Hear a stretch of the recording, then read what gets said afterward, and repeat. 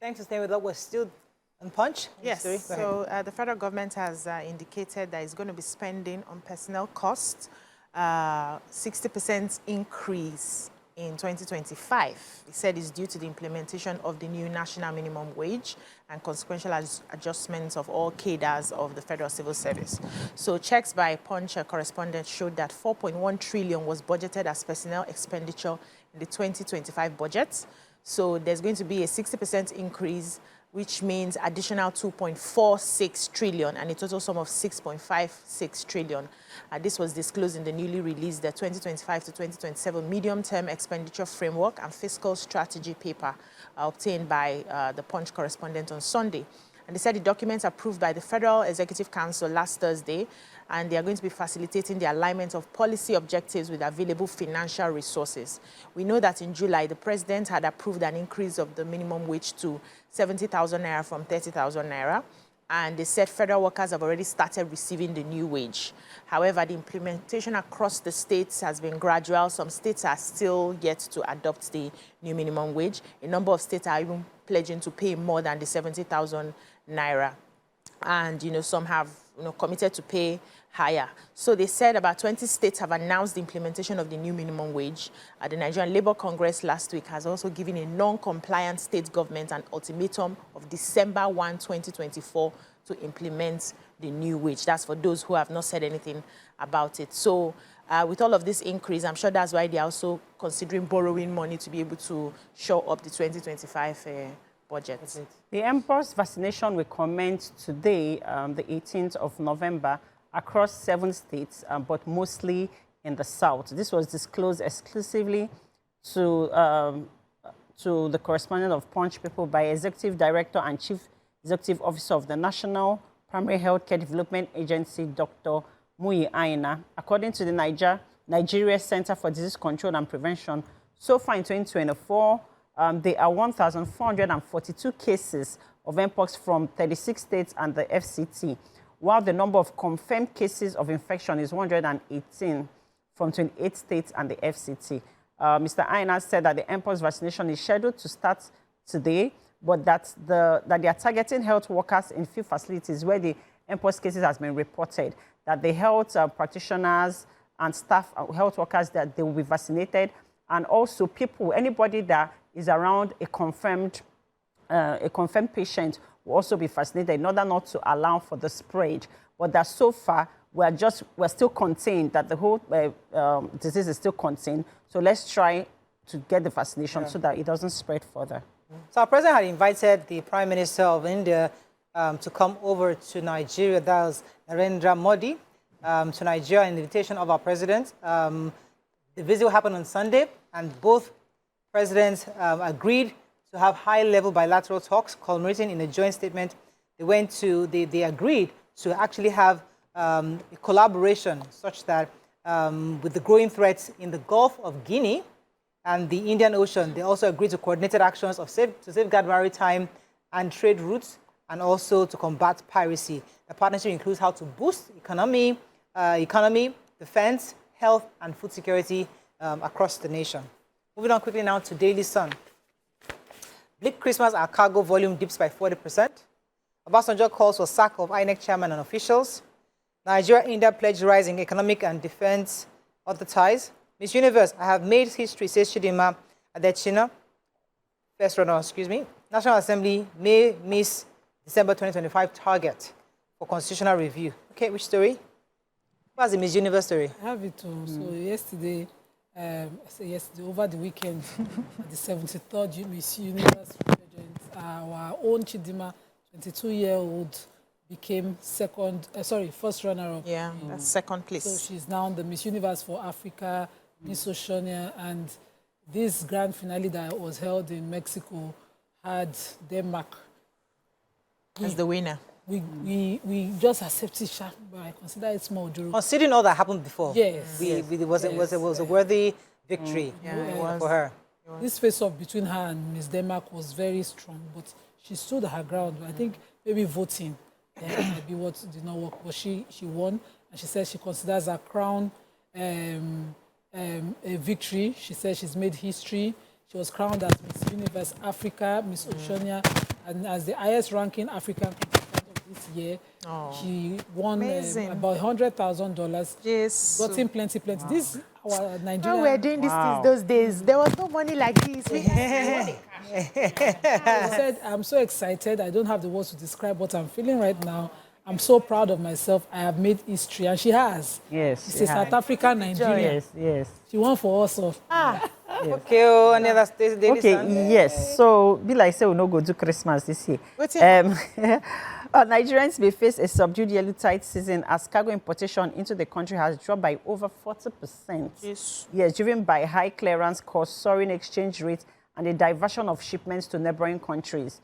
The importers and clearing agents, they are lamenting seriously. They said that they've never seen this type of thing before, and the cargoes are being diverted to the ports of Tema in Ghana and Cotonou in Benin Republic, because they are now sharing the Nigerian bound cargoes because they cannot clear goods. Nothing is coming in. People are not importing. That they don't know how. There's going to be a bleak Christmas, but we refuse. That is December. We are here. Back to sender. Reject it. But they are begging the federal government to please help them. To help people. How? Because the clearing costs is too much for everybody. Clearing costs is too much. People are not importing now. And then the dollar rates. Could see wahala, but please, we are here for dirty December. Either way. It's going to be dirty. Hey, Vanguard. Let me not say anything. The one that is in my mind. Better not say. Let me find the story. If not take it. Discordant tunes trail APC's World Congress in Rivers. Where relevant, Konoa replies ASU. Inflation trend overruns federal government's target to cross 35% by year end. NACCIMA petitions FG, alleges illegal operations of NIBC India in Nigeria. Tinubu departs for G20 Leaders Summit in Brazil. Court stops NBC from imposing fine sanctions on broadcast stations. And Sokoto farmers to FG intensify efforts to flush out local terrorists. Yes. Consign us. So the Federal High Court in Lagos has prohibited the National Broadcasting Commission, NBC, from imposing fines, sanctions, or any form of harassment on independent media houses. A press statement issued yesterday by the Deputy Director of the Socio-Economic Rights and Accountability Project, that's SERAP, Kolawole Oluwadara, revealed that Justice Nicholas Oweibo declared the NBC has no legal authority to unilaterally impose penalties, including fines, suspension, or license withdrawal under the NBC Act of the Nigerian Broadcasting Code. So according to Oluwadare, Justice Oweibo further ruled that such actions violated constitutional protections for freedom of expression, access to information, and media independence. So the judgment followed the lawsuit filed by SERAP and the Center for Journalism, Innovation and Development, that's the CJID, and they had challenged the NBC's decision in 2022 to impose a $5 million fine on Trust TV, that's MultiChoice Nigeria Limited, NTA Star Times, and Telcom Starlight Limited. So the fines were issued after the BBC stations had aired a BBC documentary, if we remember at the time, titled Bandits, Warlords of Zamfara, which the NBC alleged glorified terrorism and violation of national security.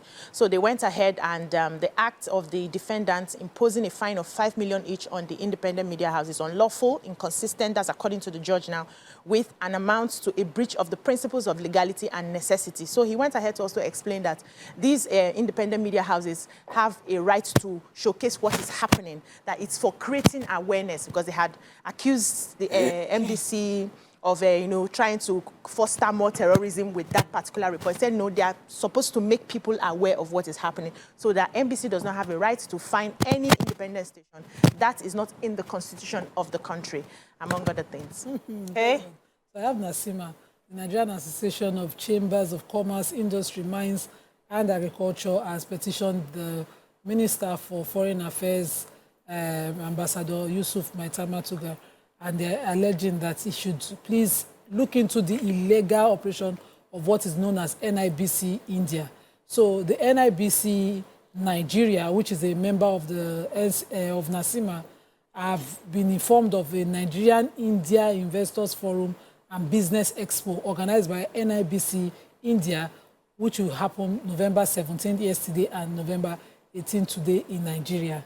And they said that this, of course, is going to be a misleading event. They said they want the minister to look into the legality of that body. They insist that body is not a registered body in Nigeria, and it is an illegitimate entity in Nigeria, and they believe that their actions extend invitation to various government agencies and private businesses lack the necessary legitimacy. I'm worried that such a thing can be organized and just be happening here. But thank God that they brought it to the knowledge of the minister, and I hope that this publication itself would inform people of the illegitimacy of that body and go forward with it. Okay, the final paper, Nigerian Tribune, let's find a story. Discos worsening our plight. Small business owners cry out. 3,767 killed. Over 22,000 others injured in auto crashes, says FRC. Importation of food items won't solve Nigeria's economic problem, says Muswen. And Nigeria's corruption level at fatal stage, says Obasanjo. Okay. So I have the human story. The Federal Road Safety Corps says more than 3,767 people lost their lives in over 7,000 road traffic crashes in the country between January and September this year. Yes, he also stated that the day is to acknowledge the crucial work of the emergency services, draw attention to the trivial legal responses to culpable road deaths and injuries, and advocate for appropriate response. He also said that this year's theme, which is called That Day, was mainly focused on the victims of people, the crash victims, to remember the day, to tell their story and how that particular day or traffic collision, changed their lives forever. He also advocated that more training should be done for people to take care on the road, for road users to take care and be more, careful while driving. Yeah. Okay, I think that's all we can take on Front Page Review. When we come back, move on to our hot topic of today. Stay with us. We'll be right back.